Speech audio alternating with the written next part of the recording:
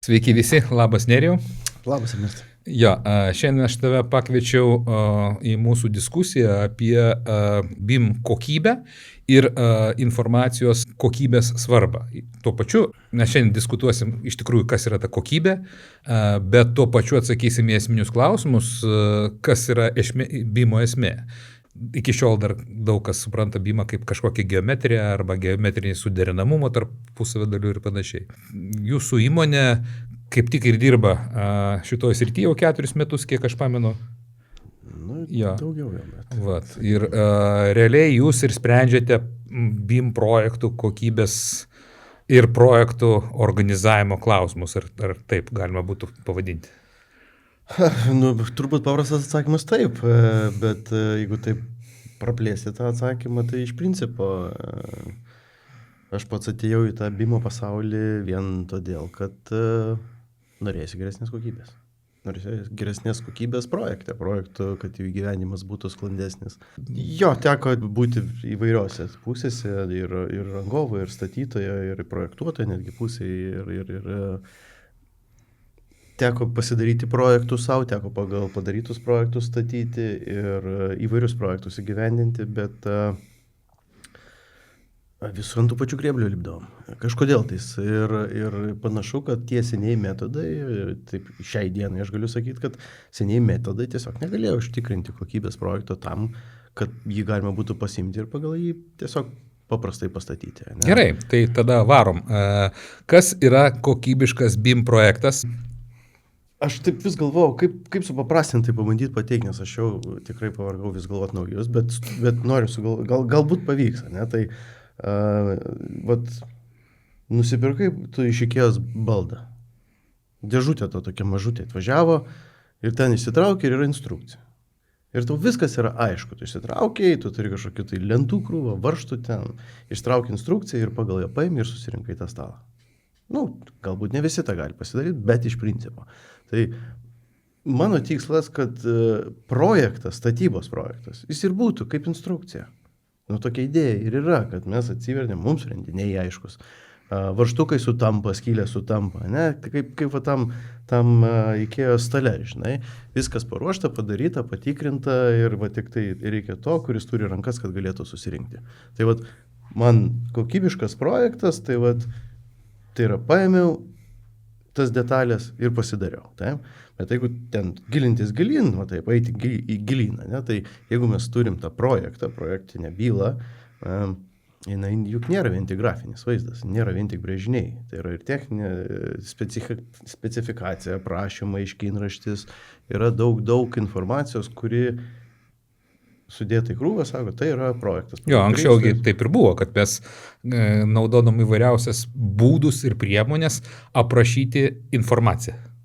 Pavyzdžiui, brėžinys, linija. Taip. Tada reikėjo sugalvoti, ką reiškia šitą liniją. Taip. Tada tu gali skirtingą liniją, jinai vėl kažką kitą reiškia, tada ant linijos uždėti dar anotaciją kažkokią, tai dar jinai kažką reiškia ir taip toliau. Taip. Tai ir teisingai, ir toks tas klasikinis tas perdavimas informacijos, dėl šiai dienai mums projektas, popierinė byla vis dar yra privalomas, ne? Jinai turi būti formuojama, bet tai nereiškia, kad mes negalim padaryti projekto geriau. Tai aš įsitikinęs esu, kad BIM-nės technologijos leidžia padaryti projektą geresnį, leidžia jį padaryti skaidresnį, leidžia padaryti sprendinius visiems vienodai suprantamus, ne? Leidžia planuotis ir numatyti, kas dar turės būti. Ne? Tai grįžtant prie to, tai kas tas yra kokybinis projektas, tai taip pat, kaip sakykime, vaizdas tai yra niekas. Gerai, aš užduosiu paprastesnį klausimą. Pas mus dabar BIM taikymas yra pakankamai plačiai visi naudoja BIM. Tačiau jie sako, mes galim padaryti kokybišką BIM projektą ir jie dažniausiai turi omeny ką? Jie dažniausiai turi omeny, kad projektas geometriškai sukoordinuotas tarp skirtingų dalių ir jie tai vadina BIM kokybiškų projektų. Aš gal patikslinti norėčiau, tu tai pasakai, plačiai naudojamas, galbūt reikėtų sakyti, yra noras plačiai naudoti BIM. Bet tam, kad tu galėtum plačiai jį naudoti, tu turėt bazę, kaip sakoma, užsitikrinęs. Tai yra pati bazė, tai yra tas pats modelis, nuo pat pradžių jis turi būti kokybiškas ir su užtikrintais sprendiniais. Ne? Tai, jeigu taip dabar grįžtant prie suvokimo informacijos. Aš tai tada taip sakau, aš grįžtu vėl prie to klasikinio metodo, turim popierinę bylą ir turim kažkokį modelį mistinę. Ne? Deja vis dar tenka susidurti su modeliu, su projektuotais, su projektuotais, kurie kūrė vaizdą. Jie nekuria tos įraidės, kas yra informacija, jie kūrė vaizdą. Ir toj vietoj vaizdas gali būti ir neblogas, bet plačiai panaudoti to jau nebegali. Tiesiog nebegali, nes jisai vaizdas... O ką tu, kaip plačiai panaudoti? Plačiai panaudoti aš turiu omeny, kad tas modelis turi būti naudojamas visose pastato gyvavimo cikluose. Paskesniuose etapuose turi būti. Be abejo, tai projektavimas yra tik maža dalis, vienkartinis tas panaudojamumas. Statyba irgi vienas tas panaudojamumas. Bet tikslas, kad tą modelį galėtų naudoti tiek eksploatacijai, tiek priežiūrai, tiek rekonstrukcijai, tiek renovacijai, tiek galų galę nugriovimui. O tokie elementarūs, ar tu tą turiu omeny, kad elementarus dalykas iš BIM tiesiog nuskaityti kiekius, ką mes gaunam turbūt. Aš noriu biškį dar prieiti iki tos informacijos, nuo to vaizdo kūrimo ir informacijos kiekio. Ne?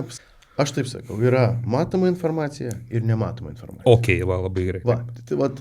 Tam, kad suprasti, kad tas popierinė byla, tai yra visa matoma informacija. Nėra nieko paslėpta, absoliučiai. Jeigu ta linija yra storesnė su anotacija ir dar kažko, tai nieko daugiau jame nėra. Tai nieko. Jinai yra grafinis vaizdas. Tai, o suprasti, ką reiškia? Tai jeigu mes paimam modelį ir taip lyginam, tai vaizdas gali būti toks pats, ar tas informacija yra kokybiška ar ne. Tai informacija įvairi, bet kokia iš tikrųjų visa aktuali. Paimam lygmenį, elementų lygmenį. Mes turim, nežinau, sieną, koloną, bet ką. Tai yra bazinė informacija, tai yra jos gabaritai, išmatavimai, tūris, pririšimas erdvėje, tai yra lokacija, aukštas ir tokie dalykai. Čia yra tokie, kaip sakau, turi estetika. Jau įdomu, nes kiekiai gali... Čia yra estetika. Jeigu tu sukūri 3D elementą... O paviršius? Paviršius priklausomai vėlgi nuo koks tai elementas, vieni elementai turi paviršių, kiti neturi. Tai kai sakau sukurt korektišką vaizdą, tai irgi reiškia naudoti tam tikrus teisingus įrankius, modeliuojant tam tikrus elementus. Jeigu aš turiu koloną, jinai turi būti sumodeliuota su tam skirtų įrankių ten, kad gaučiau IFC column. Reiškia, tas elementas automatiškai savie turės tam tikrą... O kas jeigu ne taip? Vaizdą gali turėti tą patį, bet informacijos, pavyzdžiui, galbūt tu neturėsi konkrečių jos gabaritų, galbūt turėsi tik bounding box. Gerai, jeigu aš... Čia tokia įda dar aš anksčiau, žinau, būdavo, kad architektai kurdavo tiesiog iš sienos koloną, lyg ir iš elemento tipo sienas, tiesiog vizualiai padarydavo koloną. Kuo tai blogai? Aš kaip ir sakau, tai yra, jeigu kalbam apie tą darbą iš eksportavimą, pavyzdžiui, AFC formatą ir perdavimą kitom projekto dalim naudotis ir panašiai. Samatom ten. Jo, samatom paskaičiuoti, tai tas pats elementas jis gali atrodyti visiškai taip pat. Tai yra, atsidarus modelį, aš matysiu tą patį kažkokią koloną, bet paspaudus ant elemento, kuris kiekvienas elementas modelį turi savo informaciją, informacija bus tiesiog iškreipta. Jeigu iš sienos padaryta kolona, tai jeigu aš norėsiu, pavyzdžiui, automatiškai nuskaičiuoti iš BIM kiekius, matyt, kad tos kolonos kiekio aš neturėsiu, nes tas kiekis turistas nueis į sienas. Ar taip? Jeigu taip... Grubiai. Jeigu taip bukai daryti tą nuskaitimą, tai taip. Kokia dar ta informacija yra? Kas yra ta svarbi informacija? Gerai, tipas, tai yra elemento tipas klasifikavimas. Kas dar? Tai aš kaip ir minėjau, tos pačios informacijos, vėlgi jinai yra ta pagal AFC standartą informacija, priklausoma pagal elemento tipą. Taip? Tai aš sakau, kai kalbu ten geometrinės išmatavimai pririšimai, tai yra automatiškai generuojami praktiškai parametrai, kurie vėlgi turi būti užtikrinti, kad ta kolona, jinai teisingai sudalinta aukštais, priskirta prie tam tikro aukšto, ne, kad turėtų, pavyzdžiui, altitudžių parametrus ir panašiai. Kitas momentas, tai yra informacija, kurią mes įdedam papildomai apie tą vieną ar kitą elementą. Pavyzdys? Ta pati kolona įmama, ne, tai gelžbetoninė kolona, ten C3037. Tai medžiagiškumas. Medžiagiškumas, taip. Markiruotė kolonos, ne, koks jos numeris. Taip. Armavimas. Armavimą vėlgi nebūtina jo modeliuoti, mes galime prašyti per parametrus. Armavimo, pavyzdžiui, ten kiek yra kilogramų į kubinį metrą, ne? Žiūrint iš kokios... Tai yra savybė. Savybė. Samatų skaičiavimo prasme to užtenka. Taip. Ne? Ir šiaip priešgaisriniai reikalavimai, bet kokie reikalavimai yra... Ką dėl priešgaisrinių pavyzdys būtų? Priešgaisrinis atsparumas, pavyzdžiui, nurodyti. Turim, pavyzdžiui, metalinių konstrukcijų stogą. Jam taikomi yra priešgaisriniai reikalavimai. Taip. Man reikia nudažytas kolonas tam, kad pasiekčiau tam tikrą, reiškia, atsparumą ugniai. Taip. Kaip man gauti kiekį? Kiek man reikia nudažyti metalinių konstrukcijų? Tai aš po to parametro pagalba, galiu išsifiltruoti elementus. Pagal parametrą. Tai jeigu jisai nenurodytas, kad jisai turi turėti priešgaisrinį atsparumą, tai aš nežinau, kad jį reikia dažyti. Ne? Jeigu jisai turi, reiškia, jį reikia nudažyti. Tai Taip. Pagal tą parametrą aš galiu filtruotis informaciją ir tą informaciją išsitraukti kiekius, gauti sąmatas, kiek tai kainuos. Tai jeigu taip pat išvada tokia, kad jeigu mes galime žaisti parametrais kaip filtrais ir atitinkamai, pavyzdžiui, viena iš funkcijų, tai yra tiesiog elementarus kiekių skaičiavimas. Aš grįžtu prie tos papirinės bylos, atsiverčiam tą papirinę bylą ir turim medžiagų žiniaraštį. Taip. Ne, jeigu dabar tam žiniaraštį būtų ne pavadinimai, ne informacija, o tiesiog kratinys kažkokių tai žodžių. Ne? Pavyzdžiui, tas pačias turim kolonas, markiruotės nėra, pavadinimai, ten kolona kažkokia tai 1, 2, 3, ten kažkokia tai, ne, priešgaisrinių reikalavimų nėra, ir kiekis nurodytas. Kitaip tariant, mes popieriniai informacijai suprantam tą informacijos tvarką, būtent. O BIM-e kol kas dar... Būtent. Ir tas klausimas, kaip tu irgi užduoji, o tai kokia dar informacija? Ir kai mūsų to klausia projektuotojai, mes jiems sakom, o kokiu jūs rašysit informaciją į projektinę bylą? Apie vieną ar kitą elementą. Ne, tai sako, čia visai kas kita. Mes norim prieiti prie to, kad modelis tai yra atspindys to brėžinio. Aiškiau, brėžinys turi gimti iš modelės. Taip, tai jeigu brėžinį mes turim kolonių tinklą, jinai turi savo medžiagų žiniaraštį ir techninis ten kažkokių charakteristikų aprašymą, tai ta informacija turi būti apie tos elementus ir modelį. Ir pagal ją galima, kaip sakant, grupuoti, varijuoti ir panašiai. Pagal ją jau mes turim informaciją. Kaip sakiau, ta nematoma informacija, kuri yra įdėta į modelį, jinai nėra akivaizdžiai ištraukta, bet tas vartotojas, kuris gauna tokį modelį, jisai turi mokėti tą informaciją valdyti. Skaityti irgi. Ja. Tai tu teisingai sakai, tai yra filtrai. Tai yra filtrai, pagal ką mes galim lengvai pasiekti tam tikrą informaciją. Kokiais tai tikslais, medžiagų užsakymo, kiekį ar ten palyginimo, čia jau, kaip sakoma, pagal poreikį. O koks dar toks praktinis tos informacijos arba savybių, elemento savybių, vadinkim taip, kiti vadina properties, kiti dar, nežinau, atributai, elemento atributai, kiti dar IFC atributai arba properties. Tai kitaip, bet iš principo mes šnekam apie statybinio elemento atributą, medžiagiškumas, ten tas, anas ir tai. Kokie dar būtų tos informacijos panaudojamumo statyboje, pavyzdžiui, statyboje pavyzdžiai. Nes tu dabar, kiekių nuskaitimas toks elementarus, visiems suprantamas. Kokie dar galimi tie dalykai? Bet šiaip iš principo tai yra pagrindinis kiekių nuskaitimas. Arba suvokimas tai, ką tu nori padaryti, ką tu nori įrengti, kiekis taigi yra viskas, tai yra pinigai. Taip viskas supaprastinus, ne? Tai jeigu aš žinau, kokia medžiaga, koks kiekis, aš žinau, reiškia, kiek man reikia ten žmonių, resursų, kranų, dar kažko ir panašiai. Tai yra tas pats, kas, nereikia interpretuoti. Mes turim projektą tam, kad mes pastatytume namą, pastatą. Ne? Tai modelis yra lygiai toks pats įrankis, kuris turi daug daugiau informacijos, jeigu jinai korektiška, patikrinta, kurią galima išnaudoti to namo statymo efektyvumo didinimui. Ne? Galbūt tu nori planavimui naudoti tą modelį. Pavyzdžiui. Tai vėlgi, kaip suplanuoti grafiką, ne? Nes kai mes kalbame apie tą 4D vadinamą, 4D, 5D, žinai, aš kalbu tai kaip modelį, nes tam 4D, 5D mes grafik elementų lygmenį. Taip. Nesustambintom dešrelėm, Taip. kaip pas mus būna ten, gal ten geriausio atveju, ten kokiam zonom.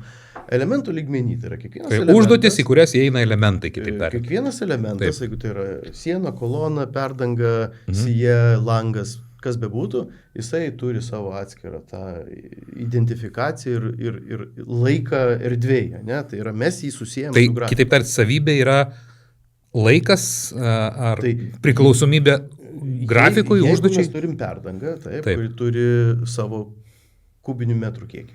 Taip. Tai mes iš to automatiškai galim žinoti, kiek mums reikia, resursų tam, kad tą darbą atlikti. Nu.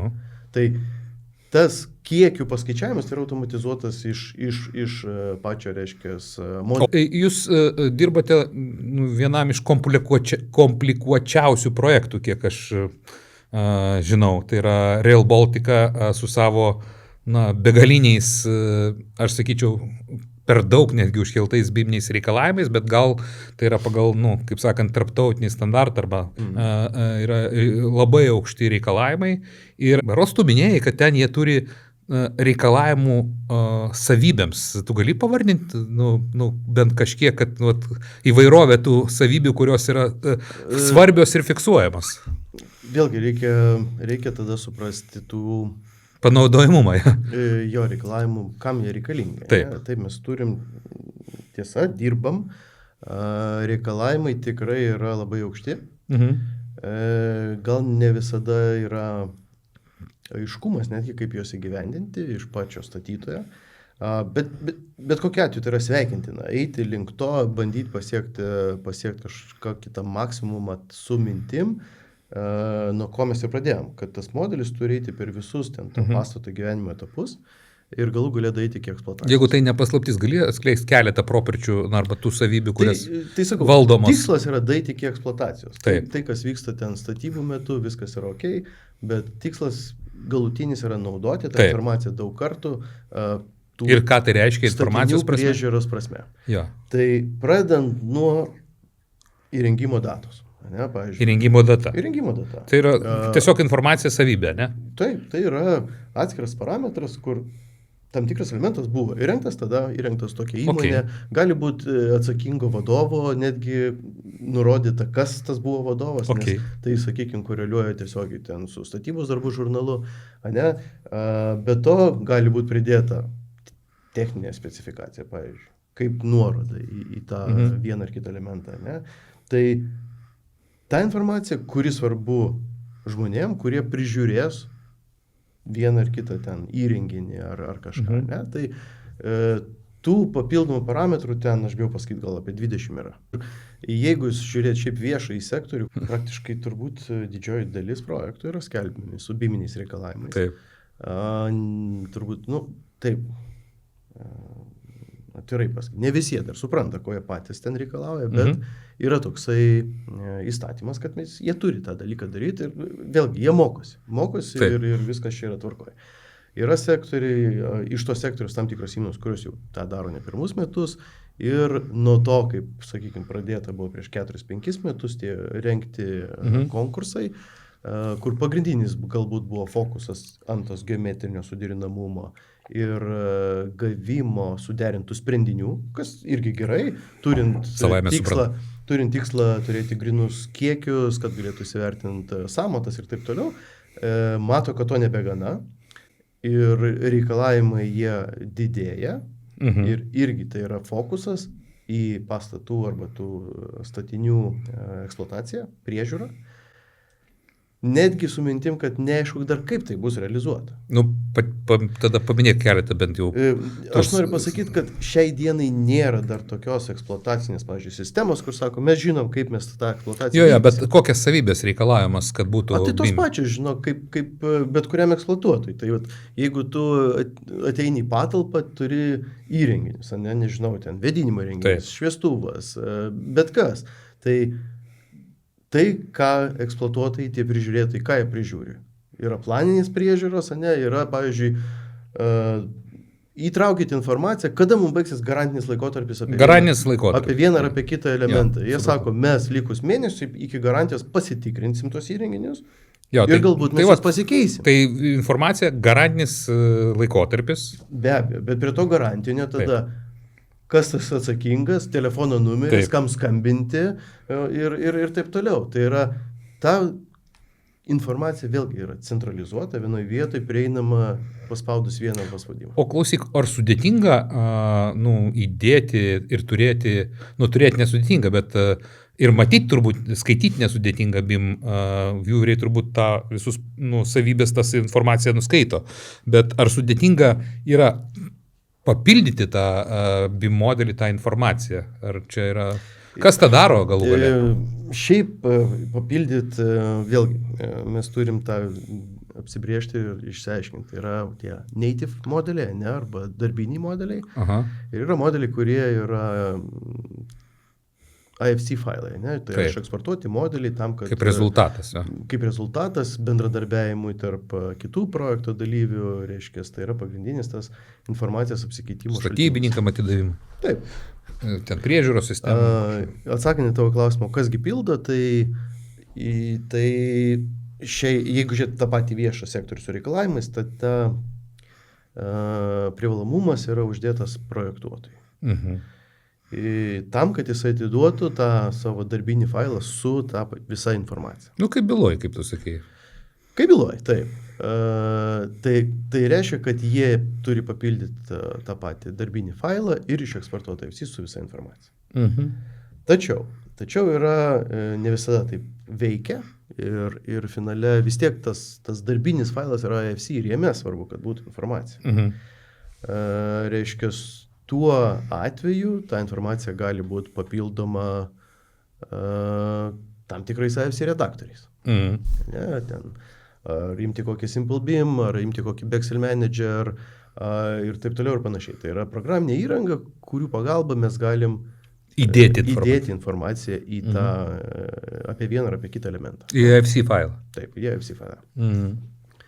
Yra vienas svarbus momentas, neužtenka įdėti informacijos. Informacija turi būti patikrinta, kad yra korektiška. Tai lygiai taip pat, jeigu mes...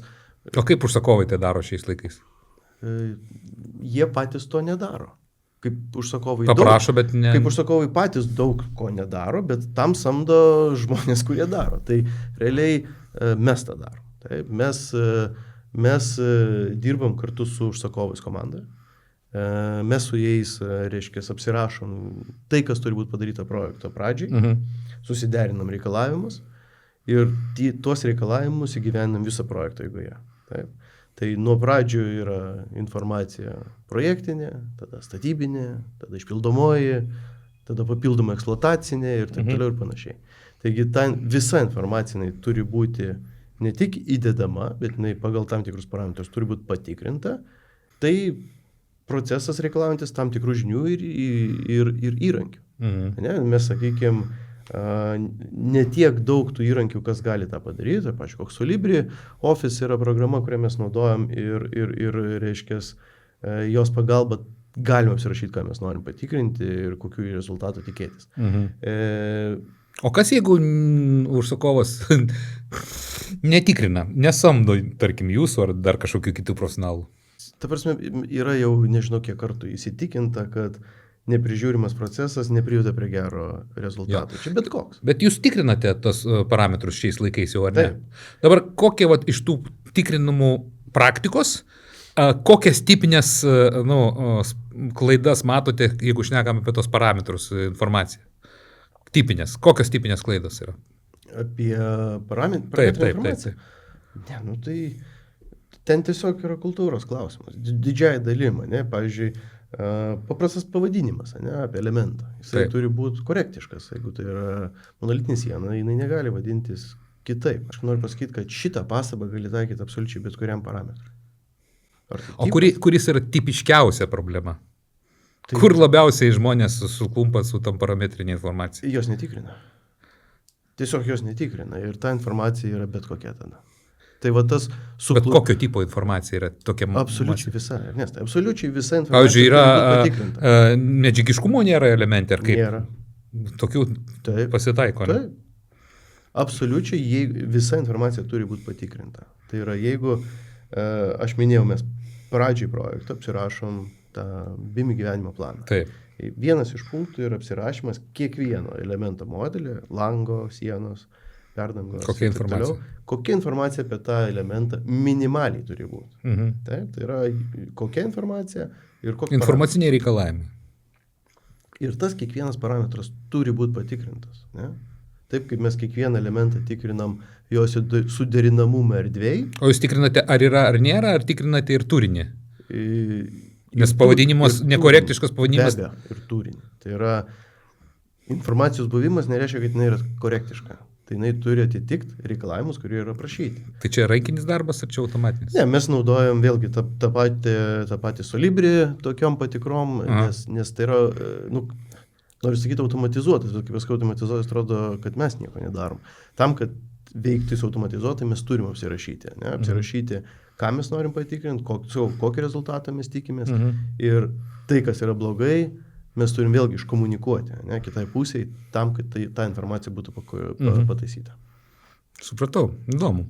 O sakyk, kaip keičiasi užsakovo reikalavimai ir dalinai tu jau pradėjai atsakinėti tą klausimą, bet man būtų įdomu, dar ne tik apie valstybinį sektorių, kaip keičiasi užsakovo reikalavimai ir požiūris į BIM projektų kokybę. Aš, tą plačiąją tą žodžio prasme, kad net, tarkim, nuo geometrijos link informacijos kokybės, ar tu matai kažkokį progresą, tu paminėjai, kad valstybinis sektorius kaip ir pradėjo kopijuoti, ne tai, kad kopijuoti, bet naudotis gerąją praktiką, matyti vienos organizacijos aiškiai sąmoningai tą daro ir tobulinas, kitos tik tai mokos, kitos nelabai supranta, kam jos tą reikalauja, net, o kitam sektoriu. Privačiam sektoriui. Aš tai taip skaičiu. Kokia tendencija, žodžiu? BIMiniai projektai pirmie atsirado privačiam sektoriui. Kaip ir dažniausiai turbūt būna.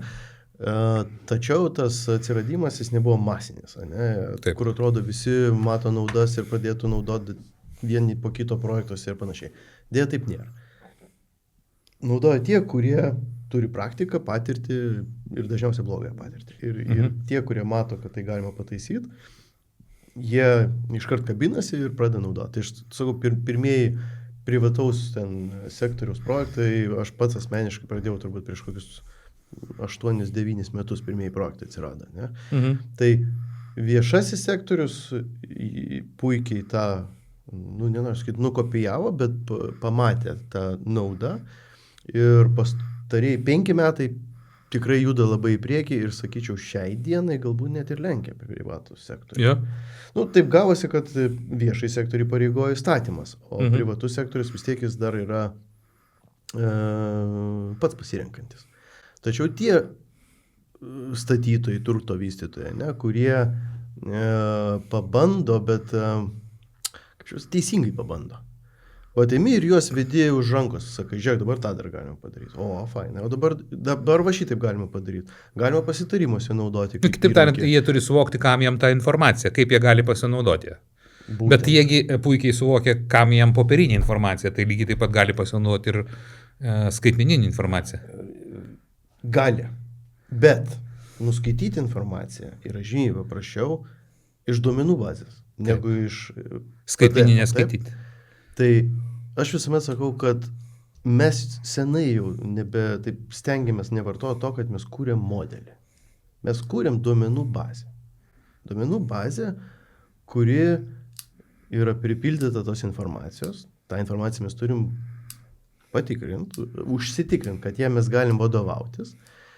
Ir turint tą informaciją, mes mokom savo užsakovus, klientus, kad tą informaciją jie sugebėtų išsitraukti su tokiu pjūviu, kokio jiems reikia. Taip. Reikia kiekių, tu išsitrauki kiekius. Reikia kontaktų, išsitrauki kontaktus, jeigu jie yra. Reikia kažkokio tai kito, pavyzdžiui, nuomojimo ploto, tu išsitrauki nuomojimo plotą, jeigu tu apsirašęs. Šiaip viso skaitmenizacijos, tas aš matau didžiausią iššūkį. Šiaip absoliučiai visi projekto dalyviai, sakau, tie, kurie linkia naudotas technologijas, arba naudoja tas technologijas, jie turi suprasti tos nematomos informacijos gali.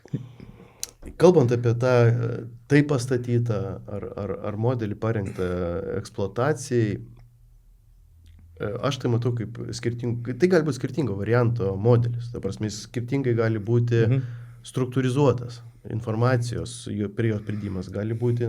Jūs atrodo darėt vieną projektą, kur grinai tai mes darėm ne vieną. Adaptavot projektą eksploatacijai. Mes darėm ne vieną ir sakau, tai reikia suprasti vėlgi, kad tai nėra taisyklių, kaip turi būti. Yra vizija, kurią tu gali pasiekti. Ir jeigu žinai savo poreikius, tai tada galima ją realizuoti. Ar užsakovai žino savo poreikius? Ne. bet tam ir esame mes pradedam šnekėti apie tai, o tai ko tau reikia, ne, kad taip kaip mes pradėjom su BIM pačiai pradžiai, pats neduosi sumeluoti, o būdavo ateini pas užsakovą, galima va tą šitą, o visko noriu, ir paskui pradėjai gilintis, o tikrai tau reikia šito, ne, gal šito nereikia. Ir kai tu išsigrynini ko jam tikrai reikia, poreikius, tada sakai, žiūrėk, sprendinys gali būti toks. Ir laikui, greičiausiai gyvenimas, patogumo, įrankių, investicijų kažkokių ir taip toliau. Yra toks, jeigu nori aukštesnį lygį, yra tau toks sprendinys. Ir jisai pats pasirinka, ką jisai nori naudoti ir kaip jis mato tą pastato ar to modelio skaitmeninio dvynio, dabar mėgsta sakyti, tą išnaudojimą. Jo, gerai. O kokius tu matai, reiškia, trendus, kokias išvadas galėtų pasidaryti, reiškia, visi galėtų pasidaryti užsakovas, galėtų pasidaryti statybininkas, kokius, pradėkime nuo trendų ir, trendai rekomendacijos, vadinkim taip. Netaupyti ten, kur nereikia. Ką tu turiu omeny? Jeigu iš tikrųjų, tai vėlgi, aš iš savo dabar varpinės skambinu, kalbu apie BIM managementą ir tuos dalykus, apie mūsų suteikimas paslaugos, kad jos turi būti suteikimas irgi korektiškai. Korektiškų specialistų, su tam tikrais įrankiais, nes įrankių yra skirtingų, galimybės jų yra skirtingos. Reiškia, procesai turi būti irgi nenutrūkstami, nes mes, pavyzdžiui, ateiname į projektus ir sako, gerai, mes čia jūs samdom, dirbsit, bet paskui mes ten sustabdysim, 3 mėnesius nieko nedarysim ir pabaigoje sugrįšim prie to klausimo. Sakau, nedirbam, nes nebus rezultato. Tu kaip čia nebus? Sakau, tas pats, kas jūs sakau, paimkite dabar savo projektą. O galima daryti BIM kokybės tikrinimą, procesų tikrinimą, užtikrinimą iki statybų, o po to statybos metu jis sako, ačiū, nereikia viskas jau. Tai galima, jeigu tu nebenori naudoti to modelio, išmeti jį, tai tada nieko gali nedaryti iš viso, bet jeigu tu nori nuoseklaus rezultato, tai tu turi tą dalyką užtikrinti visą laiką. O kas yra nuoseklus rezultatas? Tai yra daeiti iki eksploatacijos. Visi, pavyzdžiui, statybininkai arba projektuotojai supranta, kad kad jeigu jis nori gyvendinti projektą, turi būti projekto vadovas, kuris dirba ne pirmus 2 mėnesius ir paskutinį mėnesį, bet jis dirba visą mėnesį, visą projekto gyvenimo laikotarpį. Jie supranta tam, kad yra nuolatiniai klausimai, nuolatinė ten kontrolė, priežiūra, koordinavimas, priežiūra, va tie klausimų. Tai lygiai taip pat ir šitas procesas negali būti nutrūkstamas. Nes jeigu mes projektavime taikom tokį metodą kokybės užtikrinimo, tai yra pradžiai apsirašėme reikalavimus, susiderinam su užsakovu, užsidėjom check, tada mes projektuojam 6 mėnesius ir likus mėnesiui dabar sako, dabar supulsim ir padarysim projektą kokybišką. Visuose projektuose, kuriuose toks buvo modelis taikomas, tai buvo tiesiog perprojektavimas pabaigoje, nes mažiausia klaida vedė prie grandinės kitų klaidų, pradedi nuo vieno, bandai taisyti užduočių skaičius yra milžiniškas. Keičiasi tas ir finale gaunasi, kad reikėjo iš pradžių viską daryti, nes mes dabar iš naujo viską perprojektuojame. Tai čia toks lessons learned, ja? Taip, bet čia yra trendas, blogas trendas, kuris... Tarsi jis yra iki šiol? Iki šiol pas mus yra toksai trendas, kurį mes bandom gydyti, aiškinti, bet dažniausiai tas mokymasis per klaidas. Kitaip tariant, iškės tu, BIM-as turi prasidėti nuo pat ankstyvųjų stadijų. Taip, tikrai taip, nes kokybės klausimai, kokybės užtikrinimas yra viso projekto, jeigu jie turi būti daromas, nes nuo pirminio ten PP stadijos, ne, yra vieni klausimai, kurie turi būti užtikrinti, projektavimo pradžiai kitas fokusas į kitus dalykus, pabaigoje yra į dar kitus dalykus. Tai visas procesas turi būti aprašytas visų pirma, kas bus daroma, kas turi būti pasiekiama ir taip toliau, ir kaip tai bus įgyvendinama visą projektą. Kadangi mes šnekam apie informacijos BIM kokybę arba informacijos kokybę, tai reikia pirmą susivokti, kokia informacija ir kam man bus reikalinga eigoje, ne tik projektavimo, bet ir vėliau, ir tada iškelti tos taip vadinius reikalavimus. Jūs tiesiog padedate užsakovai susitapinti tą, susivokti kokios ir iškelti reikalavimus, ar kaip čia? Čia yra viena iš mūsų irgi tokių rolių. Bet jūs tada turit paaiškinti, kaip tos informacijos panaudojamumo idėjas, kaip tu sakei. Tai taip ir aiškinam, nes yra du dalykai. Tai yra, reiškia, to tikslai ir kam tai bus naudojama. Taip. Ne, tai tie tikslai, iki ko mes turim daryti, jie tiesiogiai koreliuoja su ta informacija, kuri turi būti sukurta. Jo, bet jeigu mes šnekam jau ne vien tik tai apie geometrijos patikrą, tai BIM koordinavimas tampa kur kas sudėtingesnis iš tikrųjų. Ta prasme, jeigu anksčiau, aš iki šiol dar žinau įmonių, kurios sako, tai mes darom BIM koordinavimą ir aš žinau, kad jie tiesiog vizualiai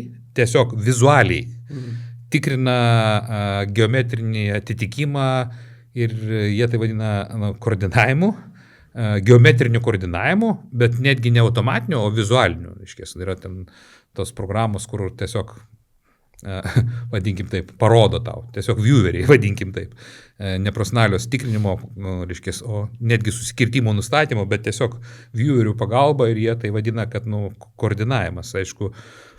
Aš turbūt suprantu, nes turbūt jūs irgi net neįjungtumėt programos, nepažiūrėję vizualiai, matos, kad tai net neįjungt migtuko automatiniam patikrinimui. Ne, įjungčiau, nes yra ir be vizualinė patikra yra labai gerai. Taip. Labai daug ką gali pamatyti, jeigu žinai, kur žiūrėti. Tačiau vizualiai, aš kaip ir sakiau, yra nematoma informacija. Taip. Vizualiai nepamatysi susidubliavimo, kažkokių. Vizualiai nepamatysi elementų dalinimo. Tiesiog paprastuoju būdu va taip. Tai tas automatizuotas patikros, jos turi, mes jas naudojam ne tik parametrinės informacijos patikrai. Ta prasme, tai yra, vėlgi, tai yra visas procesas, kaip ta kokybė turi būti užtikrinama. Tai tas geometrinių suskirtimų tikrinimas, aš visų tai iš tikrųjų neįdomu. Čia bet kas gali tą, bet kam davėjai, va, čia žiūrėk susikerta ir čia klaida, žinai. Tam, kad priimti sprendimus, tam, kad žinot, ką tikrinti, kokiu projekto etape, kokiu laiku, kas yra aktualu, tai tam reikia turėti tam tikrą žinias, patirtį ir įrankius. Jo, turbūt ne visos programos, o aš tai tikrai tą žinau, ne visos programos tikrai gali tikrinti tuos atributus arba savybės, properties. Tikrai ne. Ir realiai tik tai kelios gali. Tos kelios tai viena ir kitos gal su kažkokiais... Gal Excelį su tam tikrais... Išlygom. Su tam tikrom išlygom arba apribojimais, bet taip, tai tų įrankių nėra daug. BIM svarbu yra idėja. Informacija. Tai tas ir turėtų būti akcentas bet kuriam projektuotojui, kuris modeliuoja, daro tą, kūrė tą modelį, kad jisai turi orientuotis ne į vaizdą. Vaizdas yra irgi informacijos rūšis, kuri yra minimalistinė. Jinai netiek daug tos informacijos duoda. Galima džiaugtis, kad per 5 metus tikrai yra išaugęs tas suvokimas ir ėjimas į priekį, norėjimas daugiau iš to modelio. Ne tik gavom čia modelį kažkokį. Vizualinį. Jo, kažkokį vizualinį. Galbūt ten kiekius galim įsitraukti, bet tikslas yra... Kiekius jau įsitraukti irgi yra daug niuansų. Jeigu neteisinga informacija, jau kiekiai tavo bus neteisingi. Bet siekis yra, noriu naudoti statybose. Galbūt ten ne viską išnaudot galiu, bet, paaiškinti, kažkokius tai vėlgi kiekių aktavimų kontrolė, elementų pagalba. Ne? Kas vėlgi yra tos pačios parametrinės informacijos pagalba, tu gali tai daryti.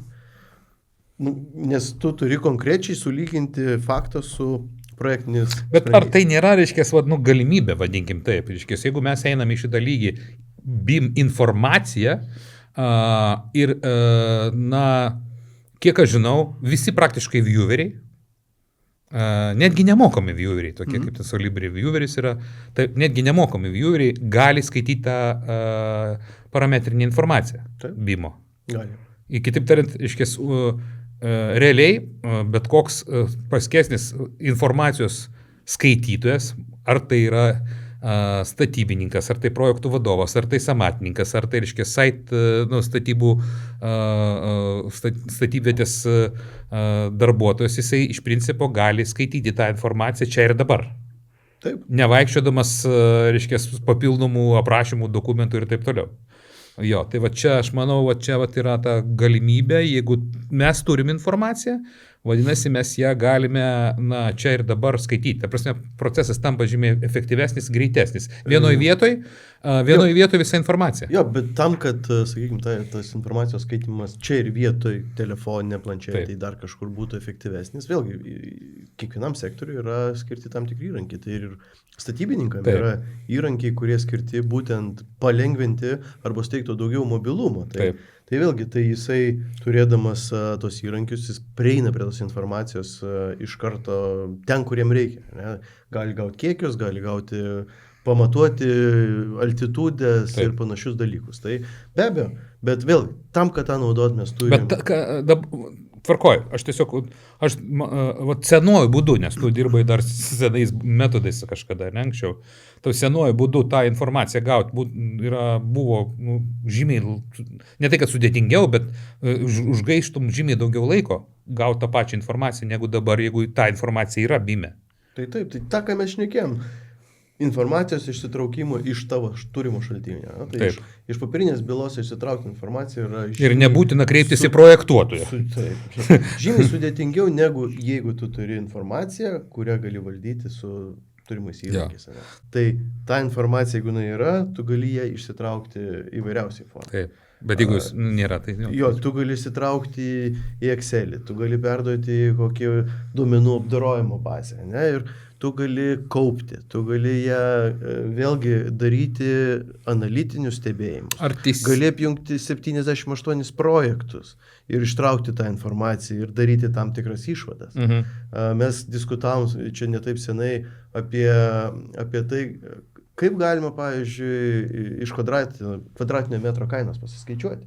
Tai turėdamas duomenis, tu gali tai apsidirbti labai paprastai. Turi projektą, turi kiekius, turi sąmatas įgyvendintų projektų ir tu gali tai centralizuoti. Ir susidėk 7 projektus į vieną ir pasilygink. Bet tam BIM-o nereikia. Ko? BIM-o. Reikia. Informaciją iš ten pasimk. Plotai, kiekiai, kubai. Supratau.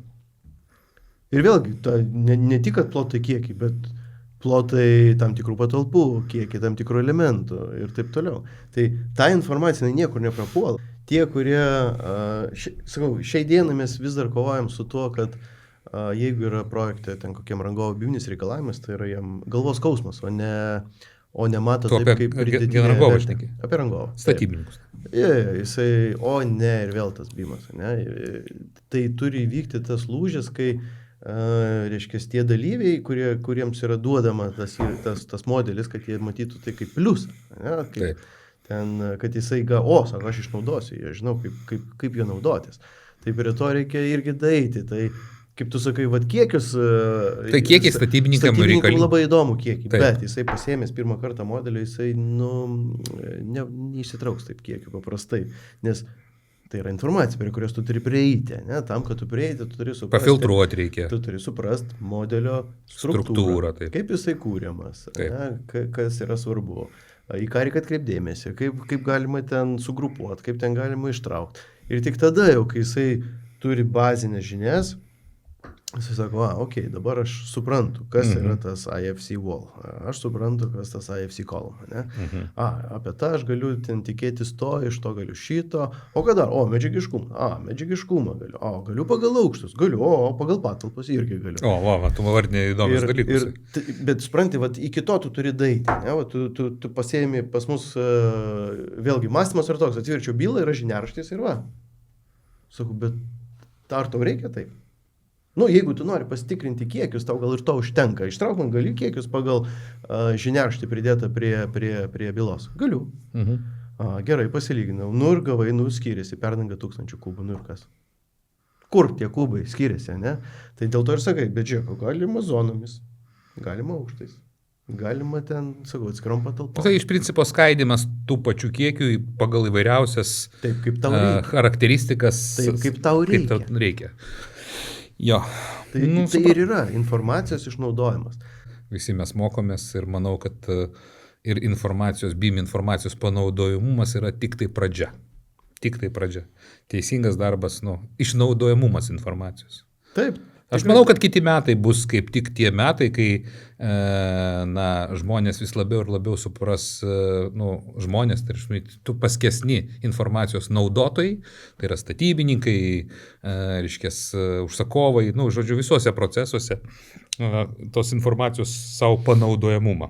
Aš kaip ir sakiau, turi žingsnis po žingsnio eiti, pabandyti, gauti naudą. Taip. Tada sakyti, noriu dar paimti, dar noriu paimti ir taip tokiu po truputį įeiti į tą ir kai sakau, kai statybų vadovas ar projekto vadovas, jisai gaus projektą naują ir sakys, yra BIM-as, tai čia bus didelis pasiekimas.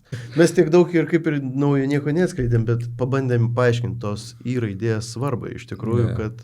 Ne geometrija, o informacija. Va tu irgi klausai trendo, gero trendo. Taip. Tai užbaigė Renata. Geras trendas, niekas nebeprašo tik tai 3D. Niekas nebeprašo. Rimtai. Nėra, nemačiau, nežinau kiek laiko projekto, konkurso, kur sakytų, man reikia tik tai, kad klešai būtų geometriniai sužiūrėti, visą kitą man. Ir privatus tame tarpe. Taip. Okay. Tai va čia yra geras trendas, kad reikalavimai ir norai didėja. Informacija. Taip. Gerai, ačiū labai, Nerijau. Ačiū. Iki.